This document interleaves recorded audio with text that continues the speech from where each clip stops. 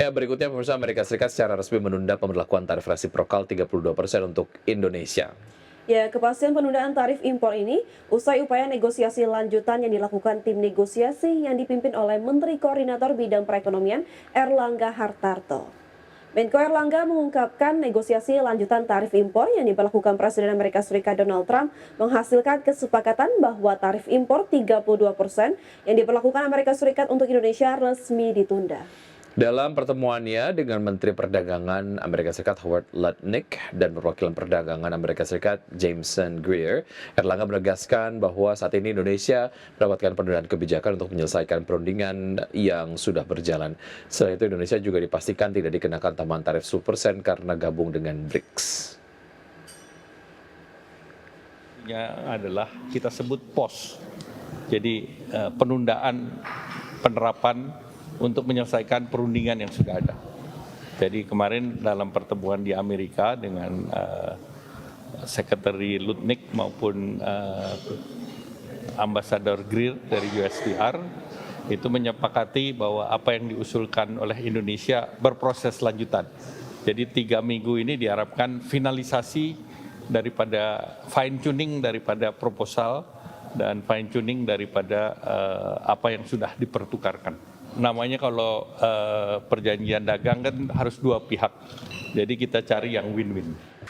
Terima kasih Anda masih bergabung sama kami bersama proses perundingan Indonesia-European Union Comprehensive Economic Partnership Agreement atau IEU-CEPA secara resmi telah selesai. Ya, kesepakatan tersebut ditandai dengan penandatanganan dan pertukaran surat atau exchange of letters antara pemerintah Indonesia dan Komisi Eropa sebagai bentuk kesepakatan politik tingkat tinggi untuk mendorong percepatan finalisasi perundingan IEU-CEPA.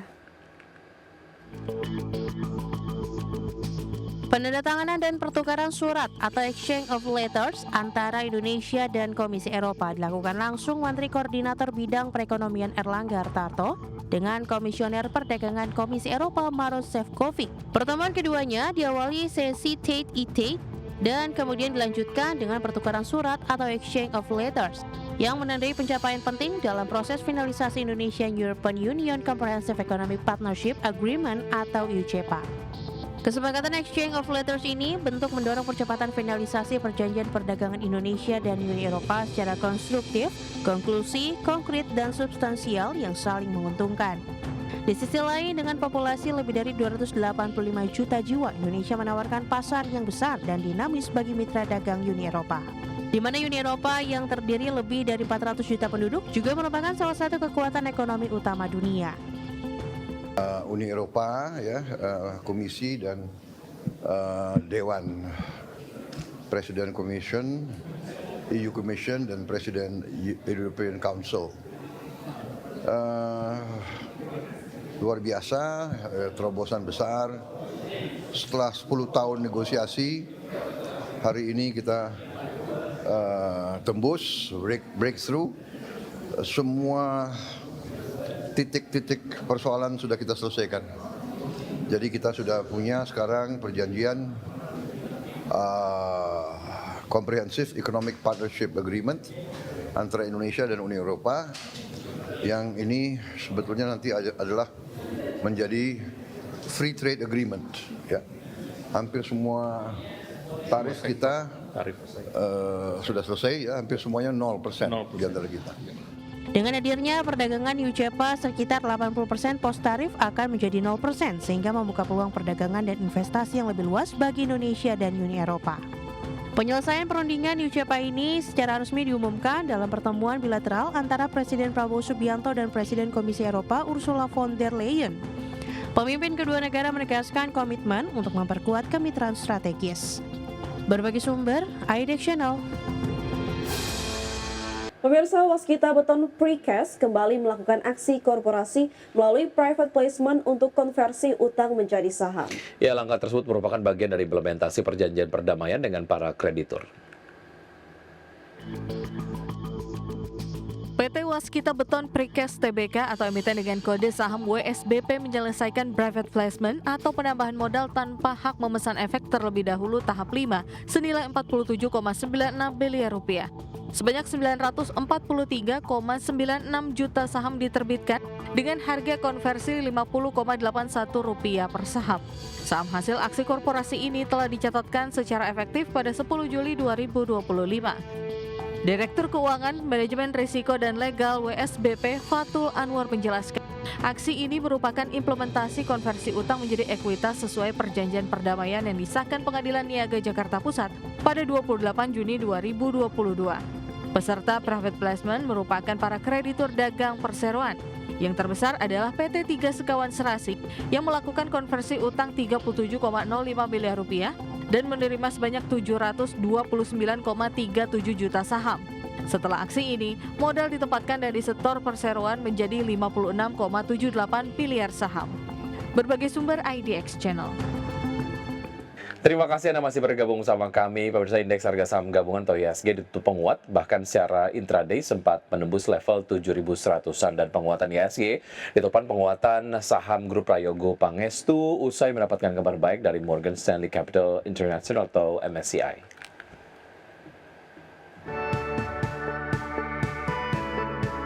Indeks harga saham gabungan ditutup menguat 0,71% ke level 7.097,15 di akhir perdagangan Senin. Secara intraday, penguatan IHSG terpangkas karena sempat menguat ke level 7.136,296. Indeks sektoral dengan kenaikan terbesar adalah sektor infrastruktur melesat 4,22%, sektor energi melaju di 3,57%, dan sektor barang baku naik 2,19%. Sedangkan indeks sektoral dengan pelemahan terdalam adalah sektor barang konsumen siklikal turun 1,78%, sektor keuangan terkoreksi 1,56%, dan sektor transportasi melemah 0,45%. Saham yang masuk dalam portofolio milik Prayogo Pangestu tercatat menjadi penggerak utama IHSG.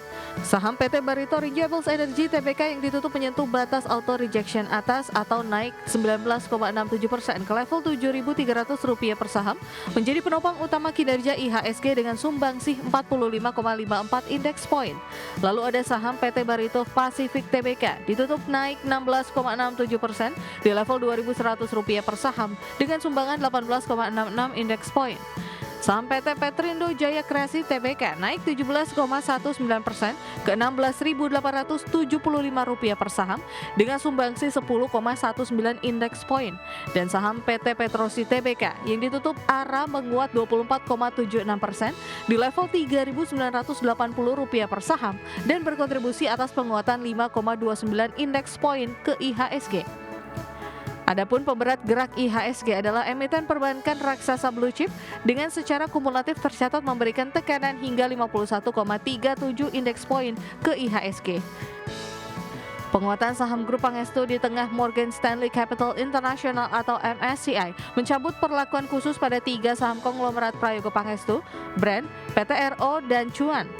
Perubahan perlakuan saham tersebut berlaku di Bursa Saham Indonesia dan Taiwan di periode Agustus 2025.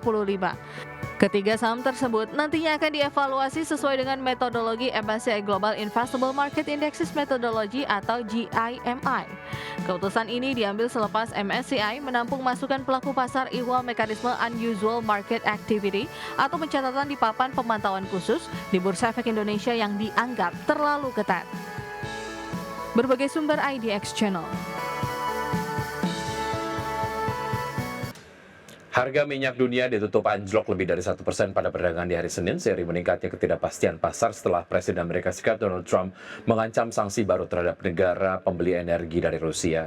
Dan meski demikian, investor menilai masih ada waktu untuk negosiasi sebelum sanksi benar-benar diberlakukan. Harga minyak Brent anjlok 1,63% ke level $69,21 Amerika per barrel, sementara harga minyak West Texas Intermediate turun 2,15% ke posisi $66,98 Amerika per barrel.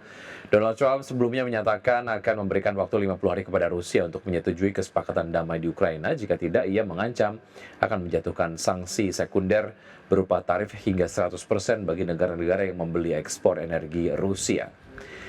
Terkait ancaman tersebut, negara-negara seperti China dan India yang tercatat sebagai pembeli utama minyak Rusia berpotensi terancam jika ancaman tersebut benar-benar direalisasikan.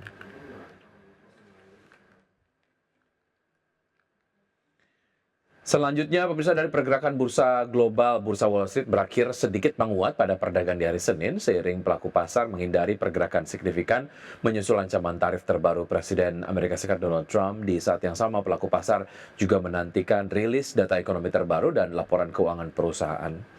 Pada perdagangan di hari Senin, indeks Dow Jones Industrial Average ditutup 0,2% naik ke level 44.459, indeks S&P 500 menguat 0,14% ke posisi 6.268 dan indeks Nasdaq Composite menguat 0,27% ke level 20.640.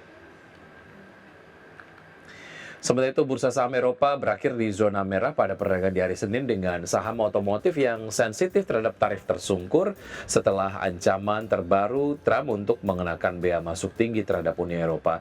Sebagian besar indeks regional berguguran untuk di Eropa, kecuali indeks FTSE 100 Inggris yang naik 0,4% ke level 8.998, sementara indeks DAX Jerman melemah 0,39% ke level 24.160, CAC Prancis terkoreksi 0,27% ke level 7.808.